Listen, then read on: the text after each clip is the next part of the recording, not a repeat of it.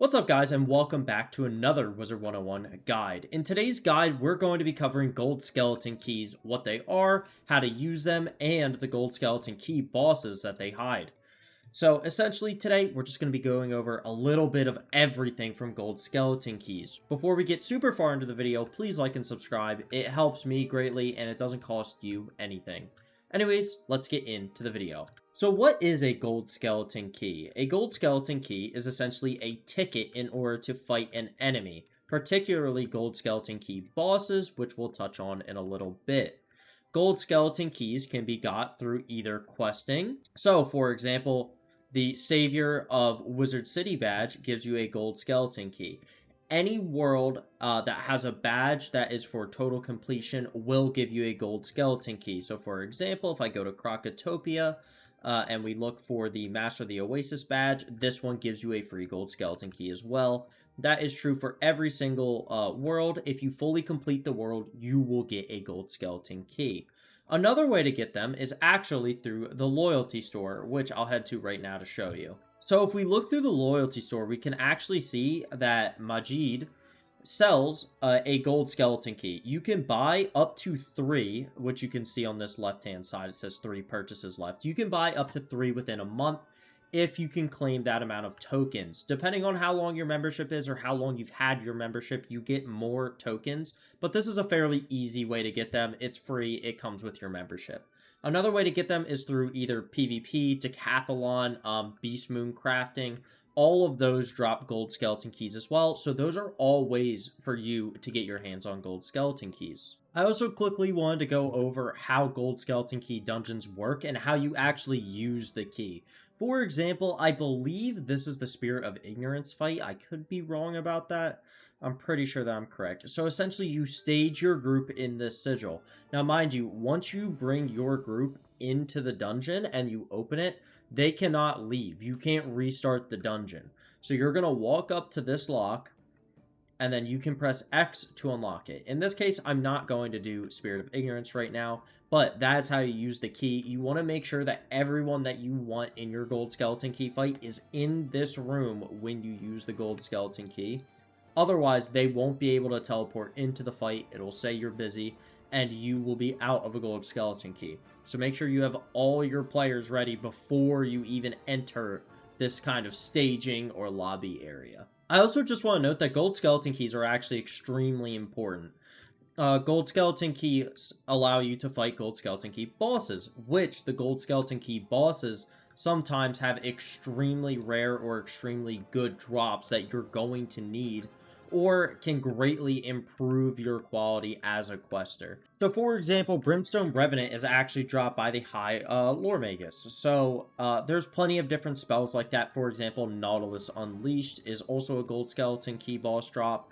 It is dropped by Drowned Dan, who is from Celestia. You'll see we have Krampus. There's a ton of different spells. Hephaestus, Whiteheart Fire, Burning Rampage. There's a lot of different spells that are all dropped from different either gold skeleton key bosses or other key bosses. In today's video, though, I did want to focus mainly on gold skeleton key bosses. So the first one that I wanted to talk about will actually not be Spirit of Ignorance, who is right here. Instead, we're going to talk about Krampus, because Krampus is a seasonal gold skeleton key boss. He's only around during the Christmas season, which means he's very limited in what he can drop. To quickly talk about Krampus and his fight, a good thing to mention is that to start off with Krampus, Krampus is a gold skeleton key boss who is seasonal. He's in Wizard City. You'll see him come around every once in a while. It's always during the Christmas season. He'll be around for about a month where you can farm him. I will say that his cheats don't exactly look like the most fun. It seems like he can steal blades from you, so if you use a blade, he has a chance to instantly steal that blade from you. You also cannot use Feint against him, unfortunately. While the balanced version of Feint still works, regular Feint does not work against him, and he does not like it, which makes it sound like traps, bubbles, and auras are going to be your way to defeat Krampus, essentially. A good thing to note is that Krampus obviously drops the Krampus spell, which I showed you about 2 seconds ago on my fire, but I'll pull it back up for you guys right here. So base, it's 400 to 460 fire damage with a minus 45% accuracy on that enemy as well, which definitely isn't bad at all. There is also Ice, an ice spell that is dropped from Krampus called Reindeer Knight. Reindeer Knight is a fantastic ice spell. It's essentially just Deer Knight from Death, which is an AoE, but it doesn't deal damage over time as far as I am aware. Reindeer Knight, let's see. Yes, no, it does deal damage over time. So it deals about 300 flat damage in base, and then about 300 damage over time as well. 265 damage to be exact, which makes Krampus not a bad boss to farm for Ice Wizards, or maybe for Fire Wizards if you want a fun little single hit to use. In general, Krampus is just useful to farm while he's around for the season, but I wouldn't go crazy if you can't get any of his things. Like I said, he's very useful for Ice. Fire, it's okay, it's fun to have that extra little spell. But those are the most important things that Krampus is going to drop, other than a little bit of gear. It's around level 10 or universal gear. That just is cool for stitching for the Christmas season. It's a lot of Christmas-themed things from him, as well as a few housing items, a few seeds, and he also has the chance to drop 2 permanent mounts, which are candy canes. So a blue candy cane and a green candy cane he has a chance to drop. Alrighty, after a little bit of traveling, we have arrived at Bunferatu's chamber, where you can fight Bunferatu. Bunferatu is a gold skeleton key boss from Darkmoor, or Darkmoor Castle, I should say now the world is out. Essentially what his cheat is he will instantly cast Doom and Gloom as a bubble. So everyone will be affected by that. Doom and Gloom is a minus 75% healing. So whatever healing you do, it will be cut by 75% immediately. Any attempt to replace that global bubble will result in him immediately recasting it or interrupt recasting it. So there's no point in you trying to change it and keep it changed. The next thing is Bunferatu also casts Infection on anyone who hits him, which I believe is a death damage over time spell. It is actually no. Bunferatu can also cast Infection on wizards, so anytime a wizard hits him, he will in exchange put Infection on them, which is a minus 65% heal, basically. So whatever healing you're already not getting, it's going to be worse because that minus 65 heal anti-blade essentially on you. Bunferatu also has an interrupt cheat cycle, which means that he will basically do this cheat every set number of rounds, no matter what. So at the beginning of every second round, it looks like Bunferatu will actually cast Dark Pact, Deathblade, and Balance Blade all on himself or any of his allies. At the beginning of every third round, Bunferatu will cast Call of Cthulhu, which means that he will be dealing a really strong amount of damage against you. So what you need to do in this fight is essentially blade up, feint, do whatever you have to do to get the highest amount of damage, and attempt to defeat him as quickly as possible. I won't lie, this cheat does not sound that bad. It's actually one of the easier ones from what I hear. If you're interested in what he drops, he actually drops the tier 2 and tier 3 Darkmoor gear, right? So it's not the Mouse or the Undying gear. Instead, it's just the tier 2 and 3 stuff, which isn't anything crazy. He also drops few amulets, a few rings, nothing crazy there. The most notable thing that he can drop is actually Headless Horseman, which is a death single hit spell, which is very fun to use. It has a very cool animation overall. I will say Headless Horseman is probably one of my favorite spells in the entire game. For 3 pips and a death pip, you can cast a Headless Horseman, which does 530 to 590 death damage, which is very cool. You can also get that drop from Loremagus during the Halloween event as well. But an easy way to get it is to farm for Bunferatu, because I believe he still does drop the Headless Horseman spellaments. Anyways, to come back, we now need to talk about the Spirit of Ignorance, who is also in Wizard City. He is in Crab Alley. Spirit of Ignorance seems like a pretty tough fight. It doesn't seem like he wants you to blade. He doesn't exactly want you to faint, although it seems like AoE traps can work. So your spirit trap and your elemental trap should work. He does not like blades at all. He will immediately remove all single target blades. So you're going to have to use things like Blade Storm, or that cheat only technically counts towards the caster, so you can blade up your friend.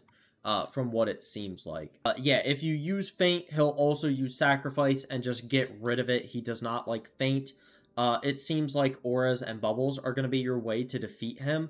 The only issue is, though, after every 5 rounds, he will cast a Shadow Deferred over time, which means it's a damage over time that takes multiple rounds to activate, with 100,000 shadow damage. So, you're going to need a fire with something like Triage, hopefully. So if we look through here, I believe Triage is a 3-pip. Let's see. I actually apologize. So in order to get rid or deal with that cheat, you're going to have to use Triage, which is a spell from the Life School or Mass Triage. One of those 2 spells to try and get rid of the damage over time on yourself. It's not protected, so just doing that should be enough to go ahead and get them off of you. So out of the things that he drops, he can drop Berry Surprise, a Camp Bandit, and Splash Squatch, which are all spelemental spells. Berry Surprise is a storm spell that either does 660 damage or it heals you for 900 health. So that's pretty good. Then you have Camp Bandit, which is a life spell. 295 life damage, and then you convert traps on yourself for traps on your enemy, which is very nice. That is a very good gambit, essentially. And then finally, we have Splash Squatch, which is just a myth spell that does about 420-ish damage to a little over 500. So it's just a nice single target hit. Those are the main things that it drops. It also has a chance to give you a gold skeleton key back. There's a lot of cool gear that you can get from Spirit of Ignorance. Cool hat, robe, boots, a lot of stuff like that. He drops Blood Moss if you're looking for reagents, or Red Mandrakes as well, and a few housing items as well, but nothing too crazy. He also has the chance to drop the Snappy Lobster and the Sea Turtle mount permanently as well, so that's another bonus. The next Gold Skeleton Key boss that I want to bring up was Drowned Dan. Drowned Dan is a very, very important Gold Skeleton Key boss, especially for Death Wizards. The way his sheet works is essentially he gives you a combination, a 4-digit combination, and what you have to do, and he'll give you the combination, or each number of the combination, after a minion is defeated, and he gives you 1 on the first round. He starts with 3 minions, so you have to defeat a minion, and then hit him with the correct combination.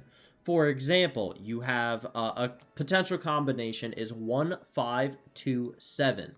That means that you have to hit him with a 1-pip spell, a 5-pip spell, a 2-pip spell, and then a 7-pip spell, in order to get a minus 300% invulnerability off of himself, essentially. After you do all of that, then you're good to start hitting him and killing him. Unfortunately, if you get it wrong, though, he will start over the original sequence, and I believe that he has the potential to respawn some of his minions if you are incorrect. Now to move on to the drops, he actually drops a good few bit of spellments. So we have Celestial Intervention, Nautilus Unleashed, Ship of Fools, and Spiritual Tribunal. The most notable out of all of those spells is Ship of Fools. It's essentially an early version of Scarecrow for Death, where they can deal damage and then heal half of it back, with the base damage being 300, with 50% of that coming back to yourself, and everyone knows with enough blades, you're going to be doing just fine. I believe that Celestial Intervention is actually a ice healing spell. So it is 230 healing for every shield that is sacrificed, with the maximum amount of shields that you can sacrifice on yourself being 3, and then you can heal, which is very cool. You then have Nautilus Unleashed, which I actually can show you guys because I do have that spell. Let's see if we can find it here real quick for you. So in base, it steals a charm from your enemy and also does 415 to 505 fire damage. And then finally, we have Spiritual Tribunal, which has a chance to either deal 425 life, 425 myth, or 425 death damage. So it has a potential to deal any individual bit of that damage. So it's a 1 in 3 chance to get whatever you're hoping to get, which is very nice for balanced players because oftentimes they actually have an issue from their lack of hits for other schools, essentially. Once again, he also drops some cool Celestian gear that's around the 120 to 130 level mark. They're very cool for for stitching, essentially, and some stuff like that. There's a little bit of housing items, and the only thing that he drops mount-wise is the Celestian mech, which a lot of people have seen running around. You essentially look like a big Gundam character. It's pretty neat. Anyways, I will see you guys at our next Gold Skeleton Key boss, which will be in Avalon. Alrighty, we have made it to the Crystal Caves where Lambent Fire lives. Lambent Fire is a Gold Skeleton Key boss so we've now made our way to the Crystal Caves in Avalon to fight Lambent Fire. Lambent Fire is a unique boss. He's pretty neat. Essentially, if you cast a universal blade or certain types of blades, any blade that's not a fire blade, he will automatically steal that blade from you. So you won't be able to use that, and Pet Maycast also can trigger that as well. Casting spells like Elemental Blade can also cause him to steal your blades from you. If you put a Universal Trap on him as well, he casts Immolate on you, which means that it'll get rid of the feint. It'll still deal some damage to him, but not as much as it will deal damage to you, especially. You will take a lot of damage from that. He also seems to have a Interrupt cycle as well, which we talked about earlier. Essentially, he has minions, and over 3 rounds, the minions will slowly start to deteriorate health by using things like Dark Pact, Sacrifice, or Cursed Juju. Cursed Juju being something that deals damage to them, and in exchange, you get a minus 90% weakness on yourself, which definitely will not be fun. It seems like you need to hit them in round 2 to avoid that round 3 cheat, which will not be fun for anybody, especially. It seems like, once again, auras are going to be your best friend here. Also, I would like to note that his minions can also cast natural attacks that deal up to 2,000 damage, which will hurt you very bad. So it's in your best interest to try and deal as much damage as quickly as possible, essentially. Anyways, to talk about the drops quickly, he drops a few interesting pets. He also drops the Bruin Ram, Swift Griffin, and White Stag mounts, which are all pretty neat. They're fun to look at, I will say, for sure. For Spellments, he actually is one of the first bosses that we're going to talk about that drops 7 Spellments, which means he drops one for every single school. To get into it, the first one that we can talk about is Deer Knight, another death AoE. Deer Knight is a death AoE that deals some damage up front and then deals more damage over time, so it's a little different than Ship of Fools. There's no heal coming back from that, essentially. Then you have the balance spell, which is Brave Sir Badger. For 390 balance damage, you also gain a plus 25% damage for the next 4 rounds in the form of an aura. You then have Burning Rampage, which deals 70 fire damage up front and then puts 840 damage fire bomb dots on person. So what a bomb dot is essentially it doesn't deal damage over time. Instead, it waits until the end and deals all the damage like that. So that's neat. Then we have Catalan, which is a Storm School spell. And then that does 650 storm damage and then puts a minus 35% weakness on whoever they hit if they didn't finish them off. Deer Knight, once again, 300 death damage and then 270 more death damage over the next 3 rounds. You also have Handsome Fomori, which is 400 to 540 ice damage and a minus 25% accuracy debuff on the enemy. We then have Sacred Charge, which is 525 life healing and 250 armor to whoever received the healing. So that is not bad at all. And then finally, I believe, we have Reckon Etten, it looks like that's how it's pronounced. What that does is it removes 3 shields first, and then it deals 395 myth damage, which can be very interesting, it sounds like, for my PvP friends. To go a little further, he also drops some cool stuff, some cool wands, housing items. He drops spectral shards if you're looking for those. But overall, he just has a very good variety for every single school, which also means that his drop rates on the Spellmans probably aren't as fantastic, but he's still there for you. Anyways, we will see you guys in Chrysalis in about 3 seconds. Our next Gold Skeleton Key boss to talk about is General Lightbane. He's pretty interesting in that I don't think that he's actually super duper hard. What's weird is that he has a lot of different versions of his cheat, essentially. So he is in Last Wood. I'm actually not too sure where exactly he is. I believe I remember him being in this Camp Havoc area, I believe. And essentially, he can summon a certain type of minion, and that certain type of minion dictates the cheat. There's about 10 where anywhere from anything from healing to healing over time, damage over time to blades, negative damage charms, shields, traps, pacifies, taunts, globals, and auras can all trigger different versions of cheats. Essentially, overall, he doesn't seem too bad to defeat. You can mainly just blade as normal depending on the type of minion that he summons. I apologize. He drops quite a few Spellments once again.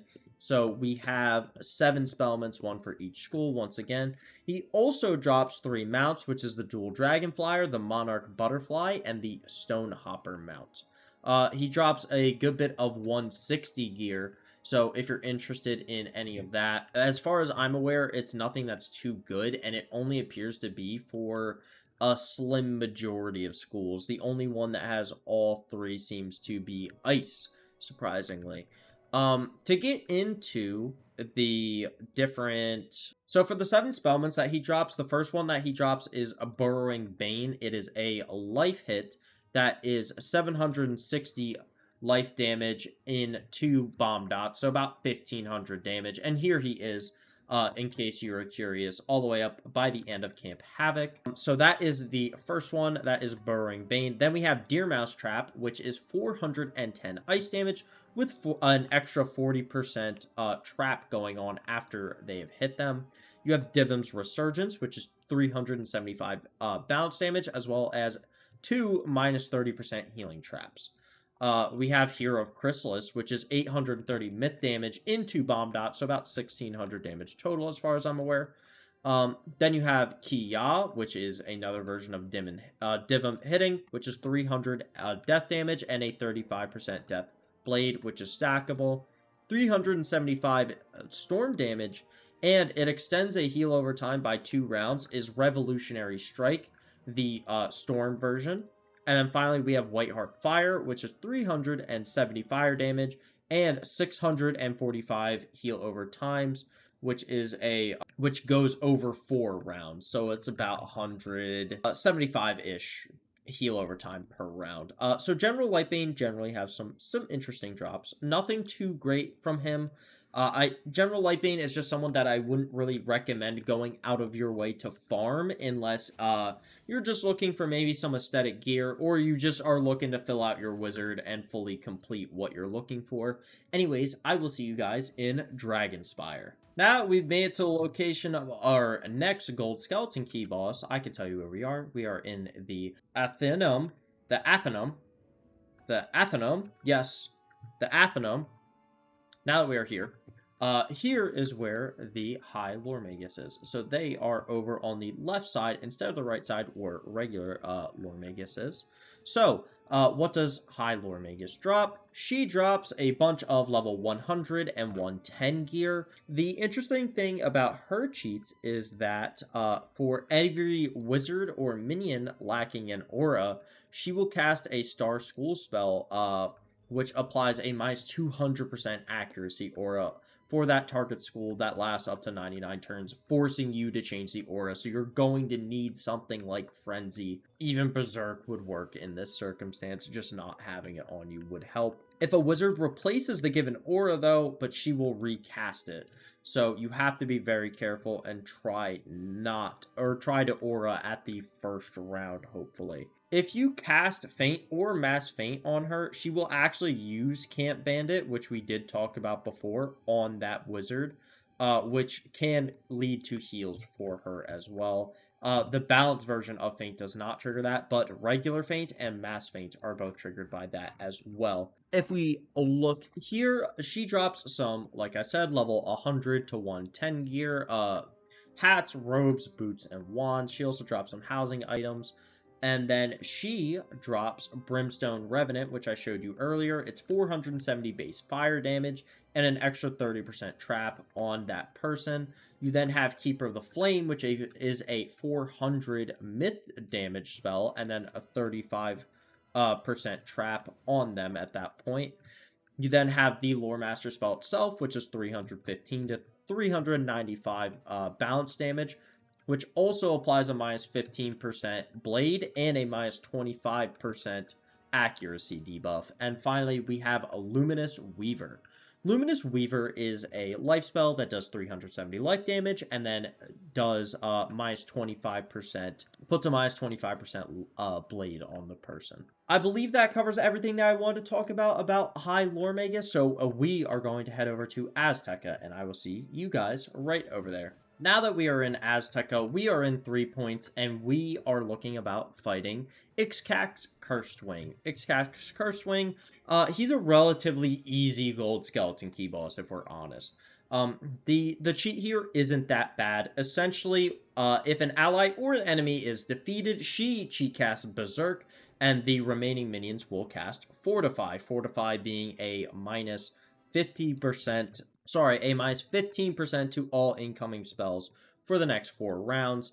And then Berserk is the one that does 30% additional outgoing damage, and in exchange, you take 40% more incoming damage. The way her cheat also works is if a wizard places a feint on her, she cheat casts feint back on you. So you just have to be prepared to accept the risk that comes with that. So if you feint too much, you could end up hurting yourself or getting yourself ended before too late.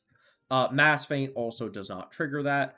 And at the end of every round, she cheat casts Cleanse Ward, which is just going to take off all negative ward effects, so your feints, whatever traps you have on her, will be gone. And she'll cast a unique Storm School Prisms on all enemies that do any converts to any incoming damage. So, if we look at her drop, she drops a lot of very interesting things. It looks like most of them are just for stitches. It's not anything in particular. The amazing gear. She drops some cool wands. That looks to be about it. She drops a bunch of housing items as well, so nothing too crazy. She drops a lot of different pets as well. So, for example, she drops the baby dactyl, which is a very important pet for hatching. She can also drop a ton of different mounts, whether that be the Ankylosaurus, the Arceus Cloud, the Crocagator, the Feathered Raptor, the Gold Wrought Eater, the Jeweled Scarab, or the Tyrannosaurus Rex, or the T-Rex. So she has a ton of interesting drops. She also drops 3 spellments. So we have Lord of the Night, a death spell that does 445 damage, and then heals 50% of that back on yourself. But it also puts a minus 55 incoming healing onto, or an incoming healing blade, essentially, onto an enemy. So you're healing yourself and also debuffing the enemy, which is very nice. We then have Savage Paw, a balance spell, does 500 balance damage, and then a 25% blade onto the caster.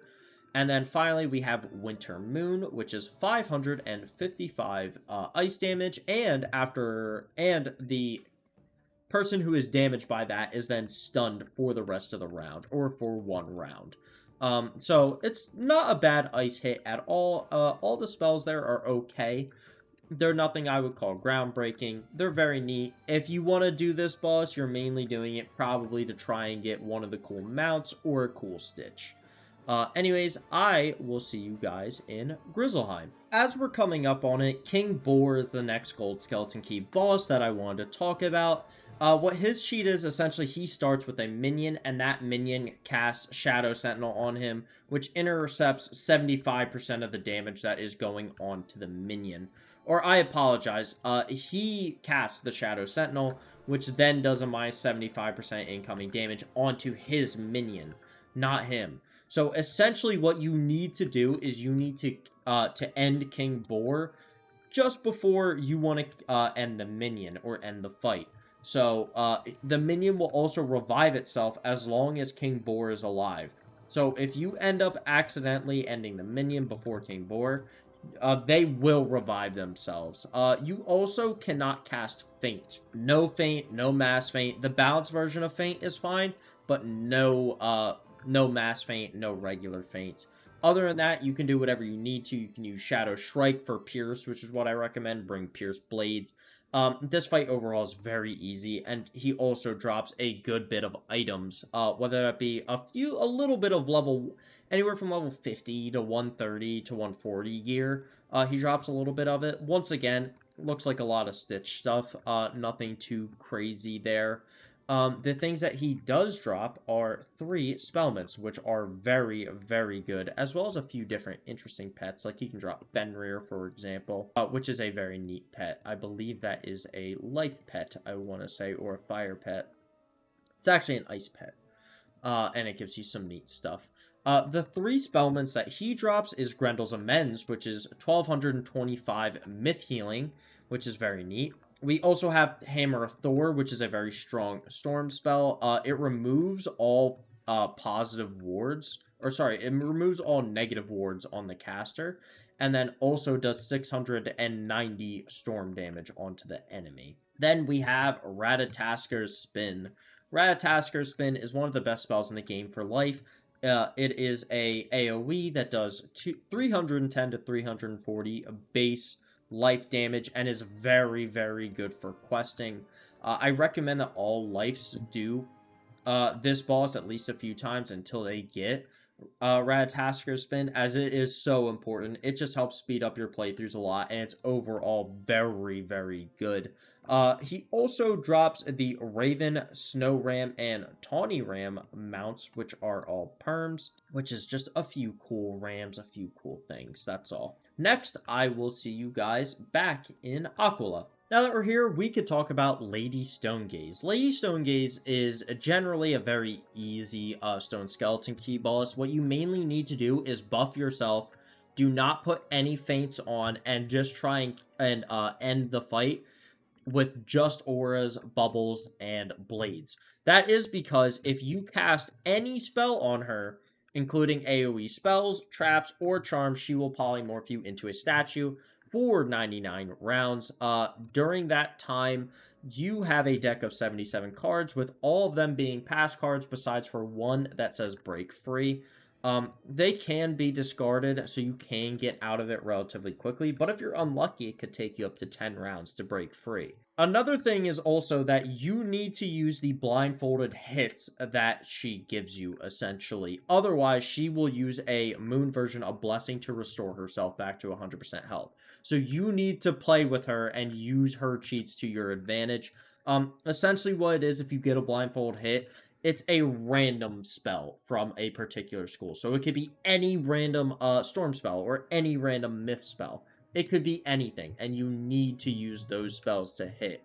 So I do recommend what you try and do, Blade, Bubble, Aura, and just try and deal as much damage as you physically can, and hope you get lucky a little bit here. To talk about her drops, she drops the Bronze Golem, Enchanted Armament, Golden Ram, Lil Siren, and Mechanical Owl, which are all very good pets, especially the Enchant Armament. That gives you a sharpened blade, which is very good. She also can drop the Aquilan Dual Chariot, which is a very, very nice mount. And then she also drops 2 Spellments, which is the Athena Battle Sight Spellment, which is 520 myth damage and a minus 35% shield on the caster. And then Hephaestus, which we saw earlier, which is 340 to 420 fire damage, and it also applies a plus 25% fire damage as well, and it appears to be universal. Anyways, she dropped some level 130 to level 140 stuff, nothing too crazy here in my opinion. Drops a few cool housing items that you can go for. Other than that, I wouldn't say it's anything in particular that I find to be too amazing. The spells are alright. They're okay. They're nothing crazy. Anyways, I will see you guys in Wisteria for our next Gold Skeleton Key boss. Anyways, we are now at Baron von Bracken's house. Baron von Bracken is a Gold Skeleton Key boss. He drops a lot of very good spellments, I will say. The way his cheat works is essentially he has 1,000,000 health, and you need to deal at least half of his health, or else he will heal all of that back. So you need to be dealing at least 500,000 damage. In this case, with the highest tier, you actually need to do closer to 1,000,000 damage, or you need to do 1,000,000 damage, because he actually has 2,000,000 health. Baron von Bracken, pretty neat.